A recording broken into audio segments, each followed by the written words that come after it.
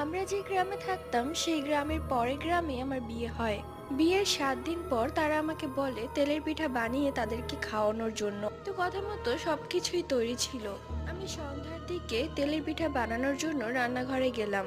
গ্রামের ঘরগুলো থেকে রান্নাঘর কিছুটা দূরেই থাকে। তো যাই হোক, সবাই বেশ খুশি, কারণ আজকে রাতে সবাই তেলের পিঠা খাবে। আমার মনেও অনেক আনন্দ হচ্ছিল। তো আমি তেলের পিঠা ভাজছিলাম, কিছুক্ষণ পরে আমি শুনতে পাই একটি বিড়াল করুণ শব্দে কান্না করছে।